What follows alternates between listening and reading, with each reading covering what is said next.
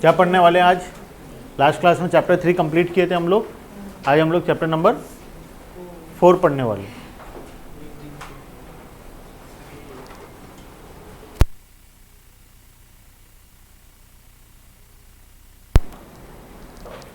आज हम लोग चैप्टर 4 शुरू करने वाले हैं, है ना।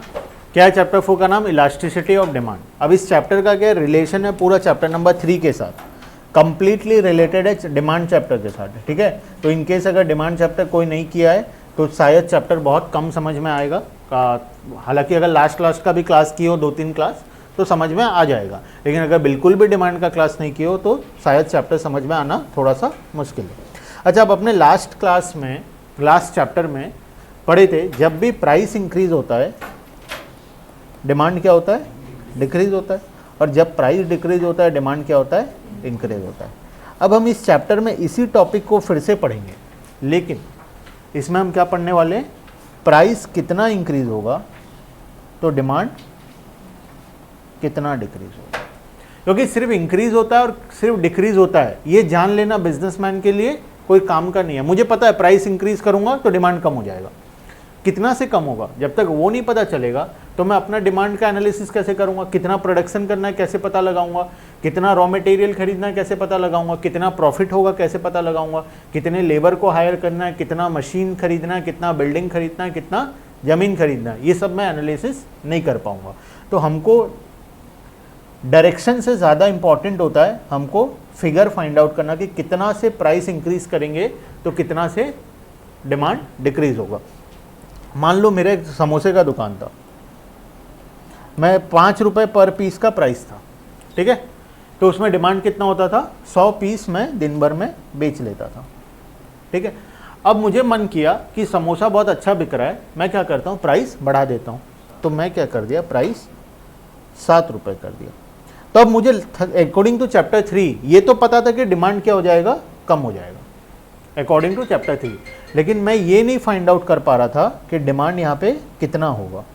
डिमांड कम तो होगा, डिमांड 100 से कम होगा, लेकिन कितना होगा? 50 होगा, 60 होगा, 70 होगा, 20 होगा, 10 होगा, 5 होगा, 95 होगा, 99 होगा। ये सिर्फ पता था कि डिमांड क्या हो जाएगा? 100 से कम हो जाएगा, लेकिन कितना कम होगा वो पता नहीं था। तो उसको हम अब कहाँ मेज़र करेंगे? हम लोग इलास्टिसिटी ऑफ डिमांड के अंदर मेज़र करेंगे एग्जैक्टली कि प्राइस जब 2 रुपये से बढ़ा तो डिमांड कितना से बढ़ेगा। डिमांड यहाँ पे डिमांड कितना से कम होगा? ये 70 होगा, 60 होगा, 50 होगा, कितना होगा? हम लोग एग्जैक्टली यहाँ पे क्या करेंगे? मेज़र करेंगे। तो एग्जैक्ट मेज़र करना ज़्यादा इंपॉर्टेंट है, क्योंकि डायरेक्शन तो ठीक है कम होगा, ये तो ये पता लगा लेने से भी कोई फ़ायदा नहीं है। डिमांड कम होगा पता लगा लिया, लेकिन क्या फ़ायदा उसका? कोई फ़ायदा नहीं है जब तक मुझे एग्जैक्टली ये ना पता हो कि डिमांड कितना से कम होगा या नया डिमांड कितना होने वाला है। ये जब तक नहीं पता है तब तक ये मेरा किसी काम का नहीं था। तो अब हम चैप्टर नंबर 4 में सेम टॉपिक को आगे एक्सटेंड करेंगे और पता लगाएंगे कि डिमांड कितना से इंक्रीज होगा और कितना से डिक्रीज होगा। क्लियर है? चलो, concept of elasticity of demand देखना। अब यहाँ पे वही लिखा है जो हम अभी कहानी पढ़े, वही कहानी लिखा हुआ है कि हम चैप्टर नंबर 3 में पता नहीं लगा पा रहे थे, चैप्टर 4 में पता लगा पाएंगे। यही चीज़ यहाँ पे इंट्रोडक्शन के अंदर में लिखा हुआ है। Concept of elasticity. इलास्टिसिटी किसको बोलते हैं? Elasticity of demand refers to percentage change in demand for a commodity with respect to percentage change in any of the factors affecting demand for the commodity. Percentage कितना percent से change होगा, हम यहाँ पे क्या करेंगे? मेजर करेंगे। इससे हम क्या करेंगे? मेजर करेंगे। पहले हम सिर्फ डायरेक्शन पता लगा रहे थे कि बढ़ेगा या कम होगा, अब हम क्या करेंगे? उसको एग्जैक्टली मेजर करेंगे, कितना से बढ़ेगा और कितना से कम होगा। Elasticity of demand refers to percentage change in demand for a commodity with respect to percentage change in any factors affecting demand for the commodity. कोई भी फैक्टर में अगर कोई चेंजेस आ रहा है तो उसके वजह से डिमांड कितना से चेंज होगा। मान लो इनकम अगर बढ़ जा रहा है तो उससे डिमांड कितना से चेंज होगा। इनकम अगर कम हो जा रहा है तो उससे डिमांड से कितना चेंज होगा, वो हम लोग यहाँ पे पढ़ेंगे इस चैप्टर के अंदर में। ठीक है, देखते हैं formula. Elasticity of demand is equals to percentage change in demand for X divided by percentage change in factor. अब ये फैक्टर कोई भी हो सकता है। कितना तो फैक्टर पढ़े थे हम लोग? टोटल 8 फैक्टर हम लोग पढ़े थे, है ना। 5 फैक्टर इंडिविजुअल के केस में, मार्केट के केस में कितना फैक्टर, 8 फैक्टर मार्केट के केस में, पहले का 5 प्लस नया 3, टोटल कितना फैक्टर, 8 फैक्टर। तो मार्केट के केस में जो भी 3 सोच के चल रहा है वो गलत है, मार्केट में कितना होता है, 8 फैक्टर होता है, पुराना 5 जो इंडिविजुअल का है वो प्लस नया 3, है ना। कौन से चैप्टर में पढ़े थे, डिमांड वाले चैप्टर में स्टार्टिंग में पढ़े थे, है ना। 8 factor affecting the demand for the commodity, ठीक है। चलो अब टोटल 3 प्रकार का इलास्टिसिटी होता है, एक होता है प्राइस इलास्टिसिटी, दूसरा होता है क्रॉस इलास्टिसिटी और तीसरा होता है इनकम इलास्टिसिटी। सिलेबस के अंदर डेफिनेशन तीनों का है, लेकिन सिर्फ हम लोग प्राइस इलास्टिसिटी हमारा 11th क्लास का सिलेबस के अंदर में है, मतलब इसके बाद, ये टॉपिक के बाद, यहाँ के बाद जितना भी हम इलास्टिसिटी का बात करेंगे वो सारा कौन सा इलास्टिसिटी होगा, प्राइस होगा, ठीक है। क्योंकि सिलेबस में डिटेल में सिर्फ प्राइस इलास्टिसिटी है, बाकी दोनों इलास्टिसिटी डिटेल में नहीं है, बाकी दोनों इलास्टिसिटी का सिर्फ हमको क्या पढ़ना है, डेफिनेशन पढ़ना है, क्या होता है क्रॉस इलास्टिसिटी, क्या होता है इनकम इलास्टिसिटी, क्या होता है। सबसे पहला प्राइस इलास्टिसिटी क्या होता है। Price elasticity of demand refers to percentage change in demand for a commodity with respect to percentage change in price of the commodity. जब हम प्राइस चेंज के साथ डिमांड के चेंज को देखते हैं, percentage change in demand, price और demand का परसेंटेज चेंज देखते हैं, उसको क्या बोलते हैं, प्राइस इलास्टिसिटी ऑफ डिमांड। वैसे ही क्रॉस इलास्टिसिटी किसको बोलेंगे, क्रॉस छोड़ो, इनकम किसको बोलेंगे। जब इनकम का चेंज के साथ साथ हम क्या देखेंगे, डिमांड का change, percentage change in income with respect to percentage change in demand. जब इनकम और डिमांड को देखेंगे तो पहले पॉइंट नंबर 3 में आते हैं, income elasticity of demand equals to income elasticity of demand refers to percentage change in demand for a commodity with respect to percentage change in income। जब हम इनकम के साथ किसको देख रहे हैं, डिमांड के साथ। इनकम बढ़ता है तो क्या होता है, डिमांड बढ़ता है, इनकम कम होता है तो डिमांड कम हो जाता है। ये कौन से गुड्स के केस में, नॉर्मल गुड्स के केस में। जब भी कुछ ना लिखा हो क्या जंक्शन लेना है, नॉर्मल गुड्स। अगर इन्फीरियर गुड्स का होगा तो स्पेसिफिकली ब्रैकेट में इन्फीरियर गुड्स वो बताएगा, अगर कुछ भी नहीं बोला है मतलब वो कौन सा गुड्स है, नॉर्मल गुड्स है, ठीक है। इन्फीरियर के गुड्स में क्या होता है रिलेशन, रिवाइज ही कर लेते हैं जब पढ़ ही रहे हैं तो। इन्फीरियर के गुड केस में जब इनकम बढ़ता है तो डिमांड क्या होता है, अनमोल नहीं पता, आयु बढ़ता है। जब इनकम बढ़ जाता है तो डिमांड, इन्फीरियर के केस में, इन्फीरियर के केस में कृष्णा कम जाएगा, डिमांड क्या हो जाएगा, कम हो जाएगा, ठीक है। जब इनकम बढ़ जाएगा तो डिमांड क्या हो जाएगा, कम हो जाएगा in case of inferior goods. और जब इनकम विदिशा, ठीक है, जब इनकम क्या होता है, कम हो जाता है तो डिमांड क्या हो जाता है, बढ़ जाता है, ठीक है। इसका एग्जांपल भी लिए थे हम लोग, 20 kg खरीदना था जिसमें 18 kg बाजरा खरीदे थे, 2 kg राइस खरीदे थे, याद करो, है ना। वही वाला एग्जांपल यहाँ पे आ जाएगा। चलो क्रॉस इलास्टिसिटी में आते हैं। क्रॉस इलास्टिसिटी किसको बोलते हैं, cross elasticity of demand refers to percentage change in demand for a commodity with respect to change in the price of related goods. जब रिलेटेड गुड्स का प्राइस चेंज होगा। अब ये रिलेटेड कितने प्रकार का होता है, 2 प्रकार, एक कॉम्प्लीमेंट्री, दूसरा सप्लीमेंट्री। तो रिलेटेड गुड्स का जब प्राइस चेंज होगा उसके रिगार्डिंग अगर हम डिमांड चेंज देख रहे हैं तो उसको हम क्या बोलेंगे, क्रॉस इलास्टिसिटी, ठीक है। तो 3 प्रकार का इलास्टिसिटी ऑफ डिमांड, सिलेबस में तीनों का डेफिनेशन है, लेकिन डिटेल में सिर्फ एक ही को पढ़ना है जो है हमारा प्राइस इलास्टिसिटी ऑफ डिमांड, ठीक है। कोई भी डाउट यहाँ तक क्लियर, आगे चले। चलो इधर कोई डाउट, मुस्कान विदिशा बताओ फटाफट। Price elasticity of demand.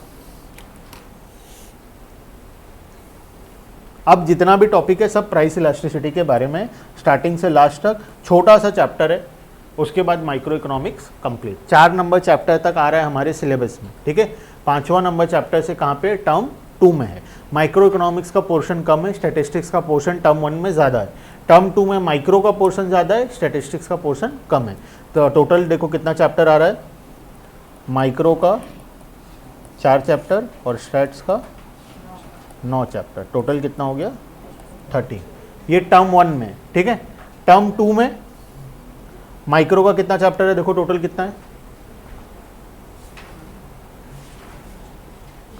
Total 11 है, 4 काट लो 7 और इसका 4, टोटल 11। ये टर्म 2 का है और ये टर्म 1 का, ठीक है, टर्म 2 का और टर्म 1 का, जिसमें से हमारा ये कंप्लीट है, माइक्रो हो जाएगा मतलब, ठीक है। छोटा सा चैप्टर अभी चल रहा है, स्टैटिस्टिक्स का चैप्टर नंबर 4 से सबको ही वो बैच में कर ही रहे हो, 3 चैप्टर पढ़ना होगा। कोशिश करेंगे कि एटलीस्ट चैप्टर नंबर 3 तक हम लोग ये बैच में ये मंथ के अंदर में कंप्लीट कर लें, है ना। कुछ एक्स्ट्रा क्लासेस लगेगा जो ले लेंगे, ताकि क्या होगा 30th को अपना एक बार कोर्स कंप्लीट हो। फिर उसके बाद चैप्टर नंबर 4 से अपने पढ़ते जाएंगे, जो जो वो बैच में कर लिया होगा वो लोग नहीं आएगा, जो बाई चांस अगर कुछ बच गया होगा तो वो ये बैच में क्लास कर लेगा, ठीक है। चलो, प्राइस इलास्टिसिटी ऑफ डिमांड।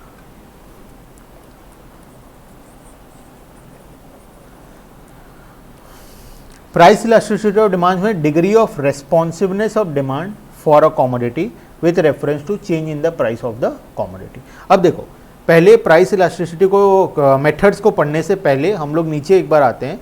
यहाँ पे एक टॉपिक दिया हुआ है degree of price elasticity of demand. सबसे पहले इसको पढ़ेंगे, सबसे पहले क्या होता है ये वो डिस्कस करेंगे। देखो, पहले डिग्री ऑफ प्राइस इलास्टिसिटी पढ़ेंगे, उसके बाद मेथड, कैलकुलेशन का मेथड उसके बाद पढ़ेंगे। अब देखो, कभी कभार क्या हो सकता है, मान लो कोई प्रोडक्ट है जिसका प्राइस कितना है 20 रुपये, इनिशियली प्राइस कितना है 20 रुपये, और क्वांटिटी डिमांड कितना है, मान लो 100 यूनिट्स। इसको हम क्या बोलते हैं P0, और इसको Q बोलते हैं, D नहीं लिखते, Q लिखते हैं, Q0। 0 का मतलब ओरिजिनल क्वांटिटी। स्टार्टिंग में प्राइस 20 रुपये था और क्वांटिटी कितना था 100 यूनिट। मान लो किसी रीज़न से प्राइस क्या हो गया, बढ़ गया, 30 हो गया प्राइस, इसको बोलते हैं हम लोग P1, मतलब प्राइस जब चेंज हो जाता है उसको क्या बोलते हैं P1। मान लो P1 कितना हो गया 30 हो गया, प्राइस कितने से बढ़ गया 10 रुपये से, 20 से कितना हो गया 30, इंक्रीज कितने का हुआ 10 से इंक्रीज हुआ, तो डिमांड क्या होगा बताओ, डिमांड क्या होगा, Q1 क्या होगा, डिक्रीज होगा। कितना होगा डिक्रीज होके, डिक्रीज होके कितना होगा, कोई आइडिया, कोई गैस कर सकता है, कोई नहीं पता हमको। 50 मतलब किस बेसिस पे, कुछ तो सोच के बोलोगे 50। हाँ देखो, अब देखो यहाँ पे कोई बोलेगा 50 होगा, कोई बोलेगा 60 होगा, कोई बोलेगा 70 होगा, कोई बोलेगा 30 भी हो सकता है, कोई बोलेगा 10 भी हो सकता है। कभी कभार ऐसा होगा कि प्राइस बढ़ जाने से डिमांड ही नहीं होगा, 0 हो जाएगा, ठीक है। अब इसी को हम बोलते हैं degree of price elasticity of demand. Degree का मतलब, मान लो एग्जांपल लेता हूँ, ये डिमांड कितना हो गया 50 हो गया, मान लेते हैं, ठीक है। अब इसका परसेंटेज चेंज कितना है, कितना परसेंट से चेंज हो रहा है ये, 20 का कितना हो गया 30 हो गया, कितना परसेंट से इंक्रीज हुआ 50% से इंक्रीज हुआ। प्राइस कितना से इंक्रीज हुआ 50% से इंक्रीज हुआ। डिमांड कितना से डिक्रीज हो रहा है, 100 था अब कितना हो गया 50 हो गया, कितना से डिक्रीज हुआ 50% से डिक्रीज हुआ। दोनों 50-50 से हुआ, ठीक है। अब कभी कभार ऐसा हो सकता है ये 50 से चेंज हो और ये 40 से हो, ये 50 से, और कभी कभार हो सकता है ये 60 से हो। कभी कभार ऐसा भी हो सकता है ये 50 से चेंज हो और ये इनफाइनाइट हो जाए, 100 मोर देन 100% चेंज हो जाए। और कभी कभार ऐसा हो सकता है ये 50 से चेंज हो लेकिन ये चेंज ही ना हो, 0% चेंज हो, ऐसा भी हो सकता है। कभी कभार कोई कोई प्रोडक्ट में, जैसे कि एग्जांपल लेते हैं मेडिसिन के केस में, मान लो प्राइस बढ़ जाता है तो क्या डिमांड चेंज हो जाएगा, खाना बंद कर दोगे मेडिसिन, ऑब्वियसली नहीं करोगे मेडिसिन खाना बंद। निडिल क्या मतलब, जो 1 रुपये का प्राइस का प्रोडक्ट है उसका प्राइस 1 से 1.5 रुपये हो गया, खरीदना बंद कर दोगे निडिल, ऑब्वियसली नहीं करोगे, उसका डिमांड तब भी उतना ही होगा। तो कुछ प्रोडक्ट के केस में क्या होता है, चाहे प्राइस इंक्रीज हो या डिक्रीज हो, डिमांड क्या होता है कांस्टेंट होता है, डिमांड चेंज नहीं होता, डिमांड उतने का उतना ही रहेगा। कोई कोई प्रोडक्ट ऐसा भी होता है कि थोड़ा सा प्राइस चेंज हो जाए तो पूरा का पूरा डिमांड 0 हो जाता है, कोई खरीदना ही बंद कर देते हैं लोग, है ना। कोई कोई प्रोडक्ट ऐसा होता है कि जितना से प्राइस चेंज हो डिमांड भी उतना से चेंज हो। तो इस प्रकार से हम लोग 5 कैटेगरी में टोटल डिवाइड किए, 5 कैटेगरी में डिवाइड किए। क्या क्या है 5 कैटेगरी, सबसे पहला कैटेगरी में आते हैं degree of price elasticity of demand. 5 प्रकार के कैटेगरी में दिया। Perfectly elastic demand, perfectly elastic demand. अब इसका मतलब क्या है? When there is an infinite demand at a particular price the demand becomes zero with a slight rise in the price. अगर प्राइस थोड़ा सा राइज होगा या थोड़ा सा कम होगा, जरा सा भी अगर प्राइस में चेंज आता है तो डिमांड क्या हो जाएगा? जीरो हो जाएगा।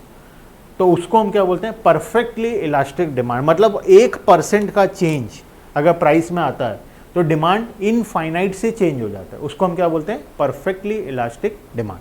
ठीक है, तो इसमें डिमांड कर्व कैसा होगा? Straight line parallel to X axis, because price तो चेंज हो नहीं सकता, प्राइस क्या रहेगा?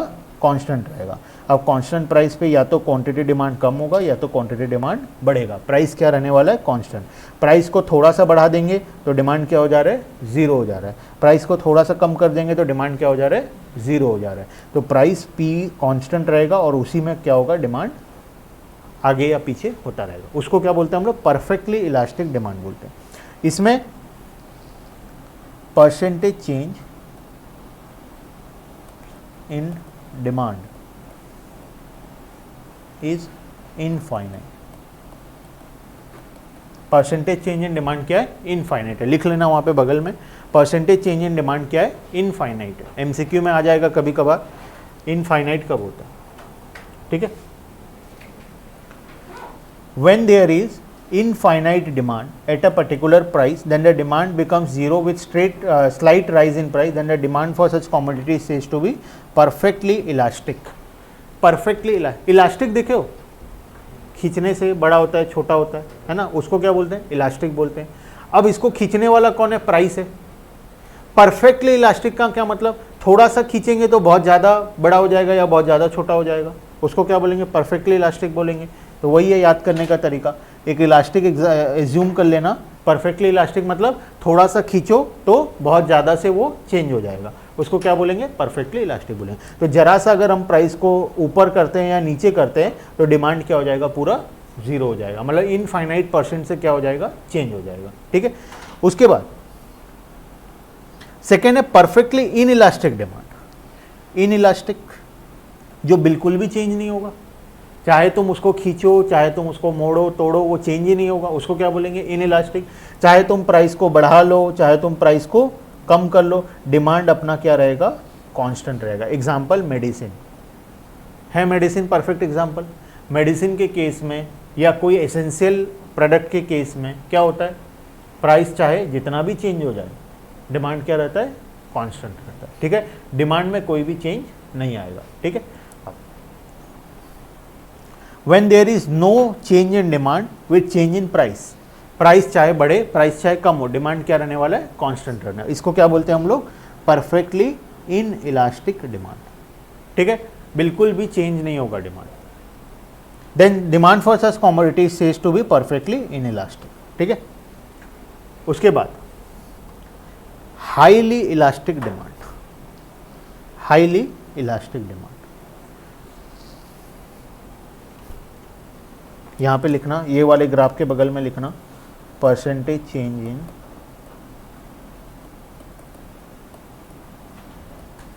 Demand equals to zero. Percentage change in demand equals to zero. ऊपर क्या था? Percentage change in demand infinite था, अभी परसेंटेज चेंज इन डिमांड क्या है? जीरो। ठीक है, उसके बाद third highly elastic demand. Highly elastic का क्या मतलब है? थोड़ा सा खींचो तो बहुत ज़्यादा चेंज। हाईली इलास्टिक मतलब जितना से तुम खींचोगे चेंज कितने से होगा? उससे ज़्यादा से होगा। थोड़ा सा प्राइस बढ़ाओगे तो डिमांड उससे ज़्यादा से बढ़ेगा, थोड़ा सा प्राइस कम करोगे तो डिमांड उससे ज़्यादा से कम होगा। ठीक है, यहाँ पे लिखना percentage change in demand is more than percentage change in price. Price जितना से चेंज होगा डिमांड उससे ज़्यादा से चेंज होगा। मान लो प्राइस 10% से चेंज हो रहा है, डिमांड 20% से चेंज होगा। जैसे कि 20 रुपये का प्रोडक्ट 18 रुपये कर दिए तो डिमांड बढ़ना चाहिए। तो डिमांड अब क्या हो रहा है? 100 यूनिट का कितना होना चाहिए? 110 होना चाहिए, लेकिन डिमांड क्या हो रहा है? उससे ज़्यादा से बढ़ रहा है। तो percentage change in demand will be more than percentage change in price. ठीक है, इसको हम क्या बोलते हैं, हाईली इलास्टिक डिमांड बोलते हैं। When percentage change in quantity demanded is more than percentage change in price, then demand for such commodity is said to be highly elastic. ठीक है, उसके बाद less elastic demand. Less elastic किसको बोलेंगे, जितना से खींचो उससे कम से चेंज होगा, है ना, जितना ताकत लगा के खींचो उससे कम से चेंज होगा। तो यहां पे क्या होता है, percentage change in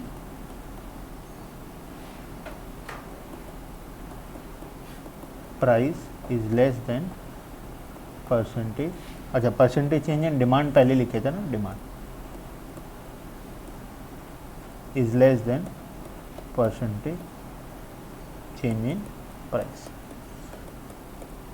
percentage change in demand is less than percentage change in price. Price ज्यादा से चेंज होगा, डिमांड कम से चेंज होगा, उसको क्या बोलते हैं हम लोग, लेस इलास्टिक डिमांड बोलते हैं। When percentage change in quantity demanded is less than percentage change in price, then demand for such commodity is said to be less elastic और इन इलास्टिक। उसको या तो हम लेस इलास्टिक बोलते हैं या तो क्या बोलते हैं, इन इलास्टिक बोलते हैं। ठीक है, और आखिरी यूनिट इलास्टिक, पांचवा कैटेगरी क्या है, यूनिट इलास्टिक। यूनिट इलास्टिक का मतलब जितना से खींचो एग्जैक्टली उतना से ही चेंज होगा। यहां पे लिखना percentage change in demand is equal to percentage change in price. जितना से डिमांड चेंज हो रहा है उतना से ही क्या होगा, प्राइस भी चेंज होगा। उसको हम क्या बोलते हैं, यूनिट इलास्टिक बोलते हैं। ठीक है, पढ़ लेते हैं क्या लिखा है। When percentage change in quantity demanded is equal to percentage change in price, then demand for such commodity is said to be unit elastic. ठीक है,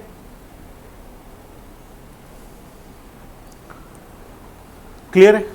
ठीक है, चलो अब ऊपर आ जाओ, फिर से आएंगे इस टॉपिक में, कुछ कुछ पॉइंट्स बाकी है, फिर आएंगे घूम फिर के एक बार। अभी के लिए ऊपर आ जाते हैं। पढ़ा दिए स्कूल में, पढ़ा दिए स्कूल में, पता नहीं बोलो पता नहीं है ना, पढ़ा दिए, नहीं पढ़ाए हैं या नहीं पता, डिमांड पढ़ा रहे हैं। अच्छा वो स्टैटिस्टिक्स 4 ही हुआ है अभी तक, तो एग्जाम कब कराएंगे, अगले साल। अच्छा स्कूल वाले का क्या, एक दिन में सारे खत्म कर देंगे, या तो बोल देंगे कि मैं पढ़ा दिया था, बोल दिसंबर 11 एग्जाम बोल रहे हैं ना। हाँ वही बोल रहा हूँ, स्कूल वाले को क्या लगेगा, स्कूल वाले बोलेंगे हाँ वही तो 2 टॉपिक पढ़ा देंगे, बोलेंगे चैप्टर खत्म, उनका क्या जाएगा ठीक है, हमको तो पढ़ना है डिटेल में, हम हमारा पढ़ते हैं, हम हमारा काम करते हैं, उनको अपना काम करने दो, क्योंकि हर स्कूल में अलग अलग सिस्टम है ना। अब कोई एक पर्टिकुलर स्कूल तो नहीं है, कोई स्कूल पढ़ा रहा है डिटेल में, कोई 4 टॉपिक पढ़ा रहा है, कोई 2 टॉपिक पढ़ा रहा है, कोई पढ़ा ही नहीं रहा है, कोई तो पूरा बुक ही पढ़ा दे रहा है एक चैप्टर के लिए और कोई छोड़ दे रहा है पूरा। संदीप गर्ग में और भी बहुत सारा टॉपिक दिया हुआ है, कोई क्या कर रहे हैं, कोई चैप्टर का सारा पढ़ा दे रहे हैं, जो कोर्स में है जो नहीं है सब पढ़ा देंगे, और कोई चैप्टर में जो कोर्स है वो भी छोड़ देंगे। ठीक कर रहे हैं जो कर रहे हैं, करने दो, ठीक है, अच्छी बात है जो कर रहे हैं, उनको अपना करने दो, हम अपना करते हैं। प्राइस इलास्टिसिटी ऑफ डिमांड क्या,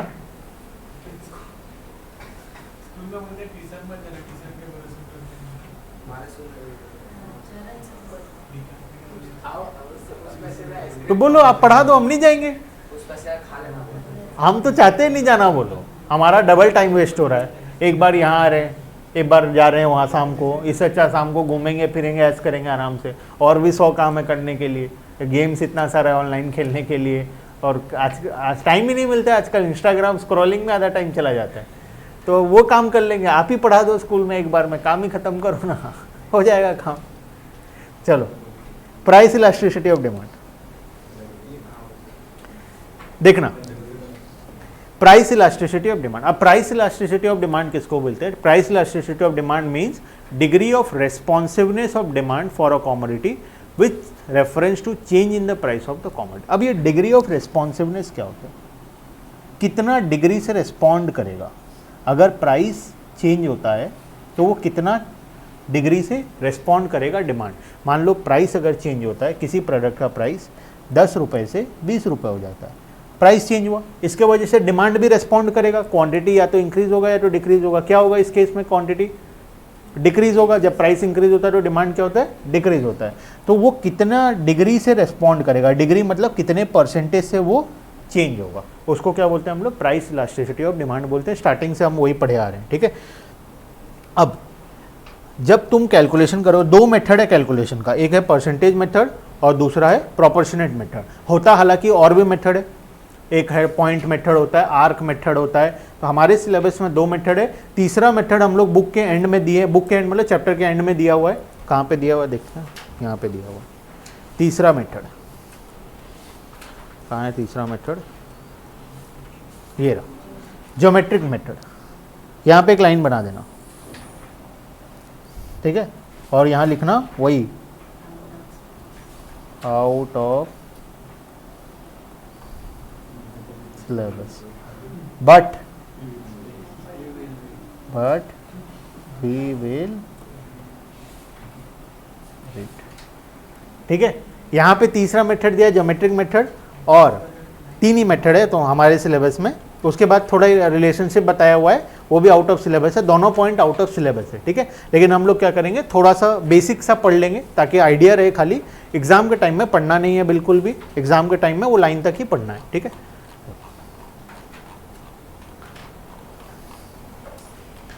यहाँ पे आ जाओ। अब ये जो इलास्टिसिटी है कितना डिग्री से रेस्पॉन्ड करेगा, इसको मेजर करने का दो तरीका है। एक तो है परसेंटेज मेथड और दूसरा है प्रोपोर्शनेट मेथड, ठीक है। या तो हम परसेंटेज मेथड से कर सकते हैं या तो हम प्रोपोर्शनेट मेथड से कर सकते हैं। देखना, percentage method of measuring the elasticity of demand, percentage method of measuring. Percentage method formula में आते हैं डायरेक्टली। फॉर्मूला क्या है, percentage change in quantity demand divided by percentage change in price. कितना परसेंट से डिमांड चेंज हुआ divided by कितना percent से प्राइस चेंज हुआ, उससे हम क्या लिखेगा, इलास्टिसिटी ऑफ डिमांड निकल। अब percentage change in quantity demand कैसे निकालेंगे, चेंज इन क्वांटिटी कैसे निकालेंगे, चेंज इन प्राइस कैसे निकालेंगे, ये हम लोग देखेंगे। एक एग्जाम्पल करेंगे इसके लिए हम लोग, ठीक है। तो शुभ काम में किस बात की देरी, कर ही लेते हैं। आ जाओ साइड में, एग्जाम्पल लिखो। एग्जाम्पल फॉर्मूला क्या था, percentage change in demand divided by percentage change in price. अब क्वेश्चन है, P0 है 10 रुपये, P1 है 20 रुपये, Q0 है 100 यूनिट, Q1 है 20 यूनिट। तुमको निकालना है price elasticity of demand, percentage change in demand divided by percentage change in price. सबसे पहले ऊपर का निकालते हैं कंपोनेंट, फिर नीचे का निकालेंगे, फिर डिवाइड कर देंगे। फर्स्ट कंपोनेंट हम क्या फाइंड आउट करेंगे, परसेंटेज चेंज इन डिमांड। कैसे निकालेंगे परसेंटेज चेंज इन डिमांड, बचपन से करे होगे, मैथ्स में भी किए होगे, तो स्कूल में जब परसेंटेज देते हैं स्कूल वाले तब भी करते हो, मार्क्स जब आता है परसेंटेज निकालते हो ना, वही करना है। पहले कितना था, 100 था, अब कितना हो गया, 20 हो गया। तो परसेंटेज कितना परसेंट से चेंज हुआ, 100 minus 20 divided by 100, 100 minus 20 divided by 100 into 100। ये क्या आएगा, परसेंटेज चेंज इन डिमांड। कितना आ गया ये, 80 divided by 100 into 100 equals to 80%। 80% से चेंज हुआ। Next percentage change in price, same formula लगा देता हूँ डायरेक्टली। क्या है फॉर्मूला, 10 माइनस 20 आएंगे, 20 माइनस 10 क्यों नहीं होगा, 10 माइनस 20 क्यों होगा, उसमें भी आएंगे, ठीक है। 10 माइनस 20 डिवाइडेड बाय कितना लिखूं, 10 माइनस 20 डिवाइडेड बाय 20 या 10, 20। 10 रुपये था 20 हो गया। परसेंटेज चेंज जो निकालोगे वो 10 रुपये के ऊपर परसेंटेज निकालोगे या 20 के ऊपर निकालोगे, 10 के ऊपर निकालोगे ना। ये कितना आएगा, माइनस 10 डिवाइडेड बाय 10 इंटू 100 कितना होगा, माइनस 100%। माइनस 100%। अब फॉर्मूला क्या था, percentage change in demand divided by percentage change in price, तो 80% divided bye minus 100%, 80% divided bye minus 100%, ठीक है, कितना आ गया,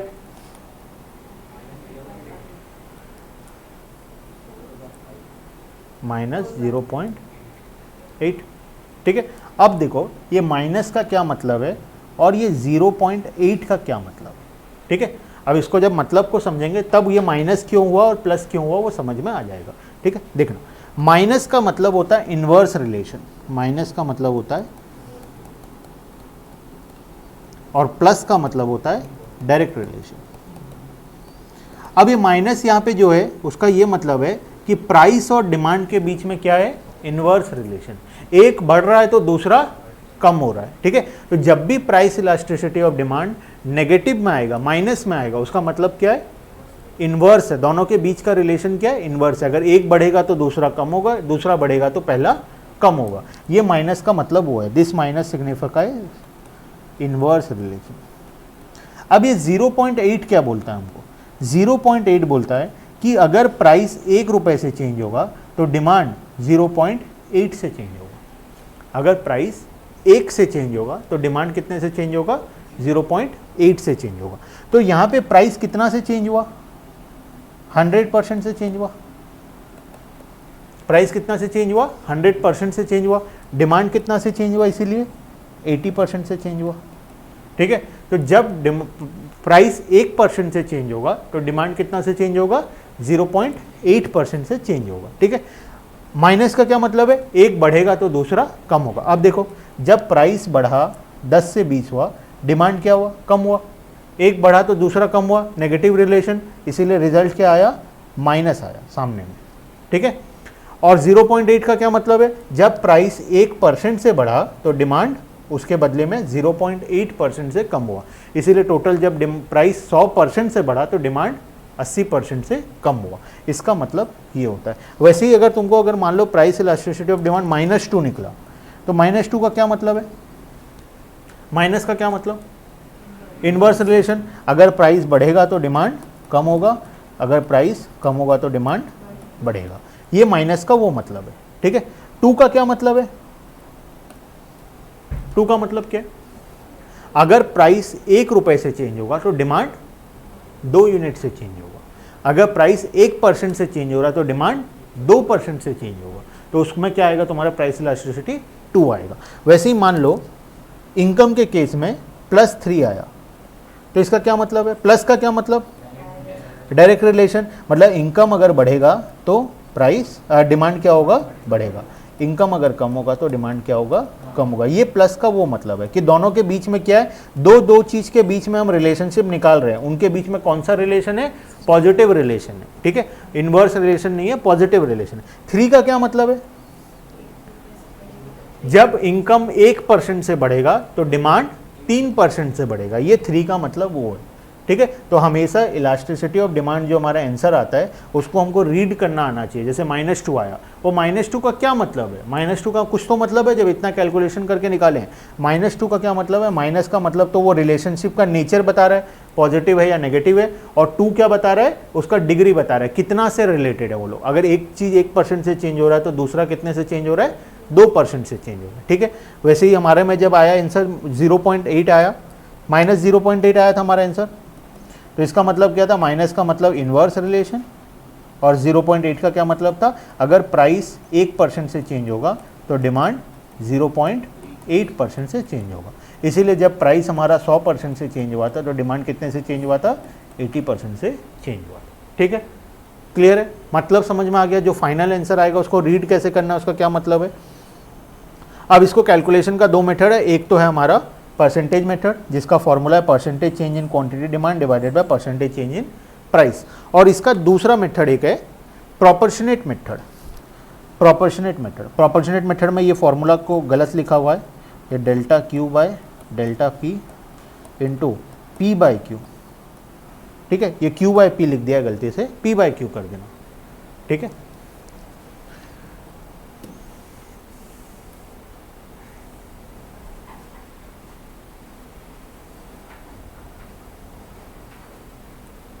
काट के चेंज कर लो, एग्जाम के टाइम में कंफ्यूजन होगा, याद नहीं आएगा, गलती से ये फॉर्मूला याद आ जाएगा तो गलत हो जाएगा एग्जाम में आंसर, ठीक है। अभी इसको काट के चेंज कर लो, डेल्टा पी बाई क्यू, यहाँ पे गलती से मिसप्रिंट हो गया क्यू बाई पी, इसको चेंज करके क्या कर देना, पी बाई क्यू कर देना, ठीक है। क्योंकि जब तुम इसको सॉल्व करते हो तो क्या आता है, इसको सॉल्व करने से delta Q by delta P into Q by into P by Q आएगा, ठीक है। इसको सॉल्व करोगे तो आंसर यही आएगा, ठीक है। तो इसको मिसप्रिंट है, करेक्ट कर लेना। अब दूसरा मेथड क्या बोलते हैं, percentage method can also be converted into proportionate method. Proportionate method का फॉर्मूला क्या है, delta Q by delta P into P by Q, ये हमारा फॉर्मूला है। करके देखते हैं हमारा एग्जाम्पल। यहाँ पे हमारे एग्जाम्पल में क्या हुआ था, प्राइस 10 रुपये से 20 हुआ था, डिमांड कितना से कितना हुआ था, 100 से 20 हो गया था, ये डिमांड था और ये प्राइस था। अप्लाई करते हैं, डेल्टा क्यू कितना से चेंज हो रहा है, 80 से। क्वांटिटी कितना से चेंज हो रहा है, डेल्टा क्यू मतलब क्या, चेंज इन क्वांटिटी, कितना से चेंज हुआ, 80 से, डिवाइडेड बाय डेल्टा पी मतलब चेंज इन प्राइस। डेल्टा का मतलब होता है चेंज, हमेशा कहीं पे भी, सिर्फ इकोनॉमिक्स में नहीं, दुनिया में कहीं पे भी डेल्टा सिंबल देखोगे तो डेल्टा का क्या मतलब होता है, चेंज, ठीक है। तो change in quantity divided by change in price, तो चेंज इन क्वांटिटी कितना से है 80, divided by change in price कितना से हो रहा है, into original price, original quantity, original price कितना था 10 रुपये, ओरिजिनल क्वांटिटी कितना था 100, निकालो तो कितना आ रहा है, वही 0.8 आ रहा है। अच्छा, यहाँ पे हम एक माइनस सिंबल को छोड़ दिए, यहाँ पे हम एक माइनस, कौन सा माइनस सिंबल को छोड़े, प्राइस बढ़ रहा था तो डिमांड क्या हो रहा था, कम हो रहा था, तो ये कितना से चेंज हो रहा था, -80 से चेंज हो रहा है। 80 से चेंज नहीं हो रहा था, -80 से चेंज हो रहा था। अब आंसर क्या आएगा, -0.8, वही आंसर आया सेम। तो दोनों फॉर्मूला से तुम सेम आंसर निकाल सकते हो। तो दो मेथड है मेजर करने का इलास्टिसिटी को, एक तो है परसेंटेज मेथड और दूसरा है प्रोपोर्शनेट मेथड, ठीक है। चलो, यहाँ पे एक एग्जांपल दिया है, ये एग्जांपल तुम्हारे लिए क्या है, होमवर्क है, लिखना है इलस्ट्रेशन 1 होमवर्क में। दोनों मेथड से करना है, बुक शायद एक ही मेथड से किया है या दोनों से किया है, एक ही से किया है, ठीक है। और इलस्ट्रेशन नंबर 2 भी करना है होमवर्क में। अप्लाइंग बोथ मेथड, यहाँ पे दोनों मेथड से करना है, इसको भी क्या करना है, बोथ मेथड, दोनों फॉर्मूला लगा के करना है, परसेंटेज और प्रोपोर्शनेट। इलस्ट्रेशन 2 को भी परसेंटेज और प्रोपोर्शनेट दोनों मेथड से दोनों इलस्ट्रेशन को क्या करना है, सॉल्व करना है घर में, ठीक है। क्लियर है यहाँ तक। चलो, अब यहाँ पे हम लोग स्टॉप करते हैं, बहुत ज़्यादा हो जाएगा वरना आज के लिए, ठीक है। बाकी का डिस्कशन हम लोग नेक्स्ट क्लास में करेंगे। नेक्स्ट क्लास कब है, मंडे, ठीक है, ट्यूसडे को है, छुट्टी है अभी 3-4 दिन, ठीक है। एंजॉय करो छुट्टी, जिसका भी बैकलॉग बचा हुआ है, जो भी क्लासेस नहीं किया है, किसी का भी कोई भी सब्जेक्ट का कुछ भी बैकलॉग बचा है तो सब करके अपडेट हो जाना, ताकि मंडे से क्या हो, एक फ्रेश स्टार्ट हो पाए, ठीक है। चलो, तो बाकी का डिस्कशन हम लोग नेक्स्ट क्लास में करेंगे, ठीक है। Bye bye. हाँ, डाउट्स के लिए व्हाट्सएप हमेशा ऑन है, कभी भी तुम डाउट व्हाट्सएप कर सकते हो छुट्टी के दौरान, ठीक है। तो कहीं पे कोई भी डाउट होगा तो व्हाट्सएप कर देना, ठीक है। चलो, बाय बाय।